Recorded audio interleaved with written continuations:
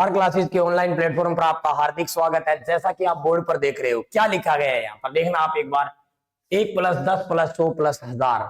आप देखकर ये सोच रहे होंगे कि इसके अंदर हमें योग करना है, लेकिन रियलिटी है इसके अंदर हमें योग नहीं करना। करना क्या है इसके अंतर्गत हम बात करेंगे। इसमें हमें देखनी है शून्य की संख्या, यानी इस संख्याओं का योग कर दिया जाए तो उसमें शून्य की संख्या कितनी आएगी। बोर्ड पर देखने पर आपको लग रहा है कि सर पता नहीं कितनी संख्याएं आएगी, लेकिन इसमें शून्य की संख्या क्या आएगी देखना आप एक बार। क्या इसकी बात करेंगे 1 + 10 + में 100। आप देखना 100, 10 और कितना आ गया 1, 1 1 और कितना आ गया 1। इसमें कोई शून्य की संख्या नहीं आएगी। अचंभा हो रहा होगा आपको। आगे फिर से जोड़कर देखो आप इसको। ये लो 1000, 1000 के बाद में किसकी बात करेंगे 1000 के बाद में 100, 100 के बाद में 10, 10 के बाद में कौन आएगा 1 1 1 1 और कितना आ गया 1। क्या इसमें शून्य की संख्या आ रही है? इसमें कोई शून्य की संख्या नहीं आएगी। ऐसा क्वेश्चन देखकर आपसे पूछ सकता है इसमें आने वाली शून्य की संख्या क्या होगी। तो आने वाली शून्य की संख्या इसमें क्या रहेगी? शून्य रहेगी। क्या रहेगी? शून्य। नेक्स्ट क्वेश्चन की बात कर रहा हूं मैं। आज हम शून्य की ही बात करेंगे। ये लो 4 + 40 + 400 + 4000 + 40,000 ऐसे बात चल रही है। इसमें शून्य की संख्या क्या होगी? पिछले क्वेश्चन और इस क्वेश्चन में अंतर है क्या?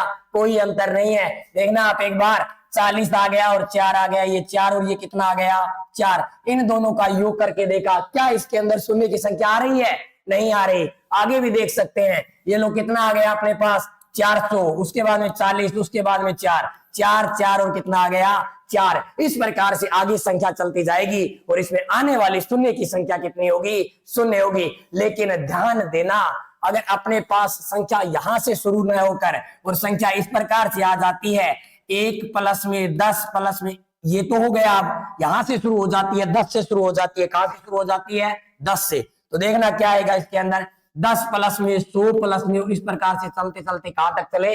अनंत तक चले। और आपसे पूछे शून्य की संख्या क्या होगी, तो देखना पहले 100 और उसके बाद में 10, यानी शून्य कितनी आ रही है? 1 आ रही है। तो ऐसे क्वेश्चनों का आंसर क्या आएगा? इसमें आने वाली शून्य की संख्या कितनी होगी? 1 होगी। अब आप देखना 1 से शुरू किया तो शून्य की संख्या कितनी आई? शून्य आई। 10 से शुरू किया तो शून्य की संख्या कितनी आई? 1 आई। अब हम 100 से शुरू करेंगे तो शून्य की संख्या कितनी आएगी? 2 आएगी। और संख्या कहां तक चले? अनंत तक चले। इन क्वेश्चनों का आंसर आप आसानी से निकाल सकते हैं। नेक्स्ट क्वेश्चन की बात करूंगा मैं। क्या दिया गया है? 1 गुना में 2 गुना में 2, बहुत सारी संख्याएं आ रही है और सारी संख्याओं को हम क्या कर रहे हैं? गुना कर रहे हैं। इन संख्याओं को आपस में गुना करें तो आने वाली शून्य की संख्या क्या होगी? आप देख रहे हो बोर्ड पर।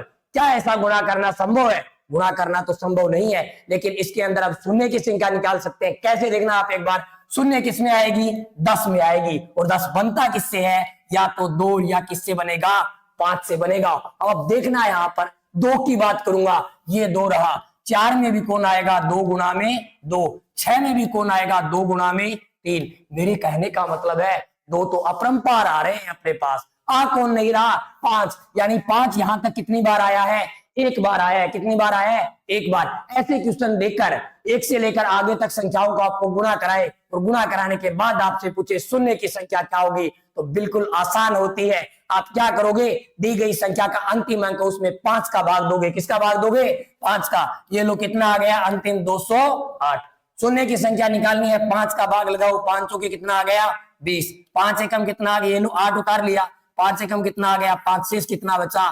3। शेष से हमें कोई मतलब नहीं है। लेकिन ध्यान देना, क्या इसमें शून्य की संख्या 41 आएगी क्या?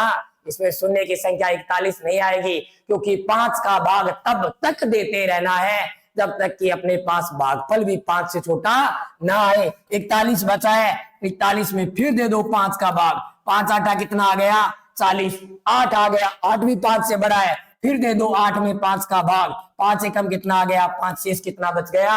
3। अब देखो शून्य की संख्या कितनी है? ये कितना है? 41। ये कितना है? 8। ये कितना है? 1। योग कर दो 41 + 8 + में 1। 41 और 8 49 और ये कितना आ गया? 50। तो बताओ इसमें आने वाली शून्य की संख्या अंत में कितनी होगी?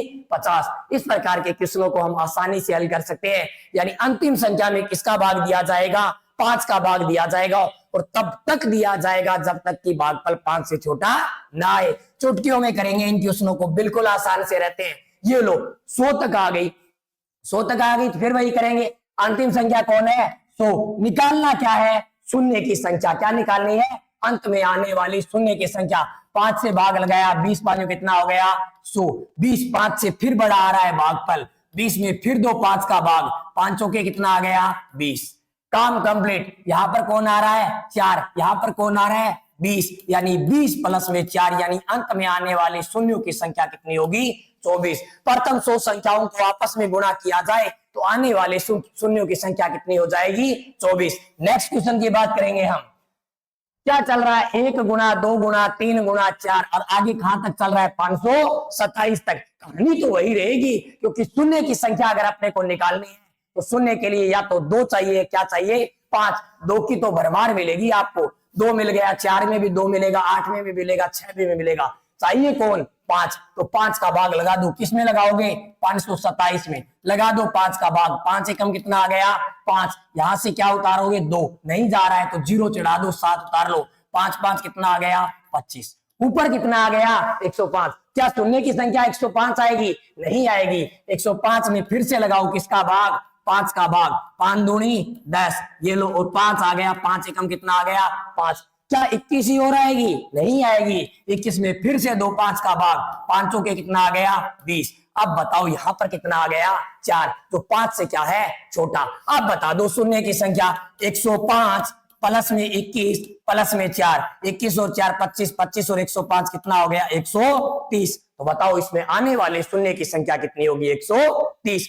चुटकियों में इन क्वेश्चनों को हल कर सकते हैं। देखने में बहुत अजीबोगरीब लगते हैं क्वेश्चन, लेकिन इसमें शून्य की संख्या निकालनी आसान है। कहीं भी गलती से आप ये मत सोच लेना कि सर इनको गुणा करके क्या हम निकाल सकते हैं, कभी भी नहीं निकाल पाओगे। 1 गुना 2 गुना 3 गुना 4 गुना 5 गुना 99 गुना 100 ऐसी संख्याएं करोगे तो कैलकुलेटर भी जवाब दे देगा। देखना नेक्स्ट क्वेश्चन की बात करूंगा मैं। क्या चल रहा है, अभाज्य संख्याओं को आपस में गुणा करने पर अंत में आने वाले शून्य की संख्या क्या होगी। पहले तो बात है अभाज्य संख्या की। अभाज्य संख्याएं वे संख्याएं होती है जिसमें खुद के अलावा किसी का भाग नहीं जाता। अभाज्य संख्या की शुरुआत 2 से होगी, 2 आ गया, 3 आ गया, 5 आ गया, 7 आ गया, 7 के बाद में 11, और ये संख्या कहां तक चलेगी अनंत तक चलेगी। इसमें आने वाली शून्य की संख्या क्या होगी। अरे शून्य किससे बनता है 10 से, 10 में कौन आता है 2 और 5। अब यहां पर आप देखोगे तो अभाज्य की सारी संख्याएं होती है, उसमें 2 आता है 1, यानी सम संख्या आती है 1 और वो कौन है 2। 2 एक बार आ रहा है तो इसका मतलब इसमें आने वाली शून्यों की संख्या कितनी हो जाएगी 1 हो जाएगी। कितनी हो जाएगी 1। नेक्स्ट क्वेश्चन की बात करूंगा मैं। क्या दिया गया है, विषम संख्याओं को आपस में गुणा करने पर आने वाले शून्यों की संख्या क्या होगी। अब विषम संख्याओं को आपस में गुणा करो। विषम संख्याओं की बात करूंगा, विषम संख्या कहना आएगी 1 है, 3 है, 5 है, 7 है, इनको आपस में गुणा करना है और गुणा करते करते कहां तक चले जाओगे अनंत तक चले जाओगे। क्या पूछा गया है, गुणा करने पर शून्य की संख्या क्या होगी। इस प्रकार से आपको क्वेश्चन दे सकता है। अरे बात शून्य की चल रही है, शून्य बनता किससे है। अरे शून्य बनता किससे है 5 और किससे बनता है 2 से बनता है। बताओ कहीं पर भी सम संख्या आएगी क्या 2 4 6 8 अभाज्य संख्याओं में आएगा क्या, सॉरी 2 4 6 8 विषम संख्याओं में आएगा क्या, विषम संख्याओं में नहीं आएगा। अब यहां से बात करेंगे तो यहां पर आने वाले शून्य की संख्या क्या होगी शून्य होगी। क्या होगी शून्य। इस प्रकार से हम क्वेश्चनों को हल कर सकते हैं। 9वां क्वेश्चन क्या दिया गया है, 1 से लेकर 100 तक सम संख्याओं को गुणा करने पर आने वाले शून्यों की संख्या क्या होगी। ये क्वेश्चन रहेगा आपके लिए। कमेंट बॉक्स में इसका जवाब देना और मुझे बताना आने वाले शून्यों की संख्या कितनी होगी। Thank you for watching this video.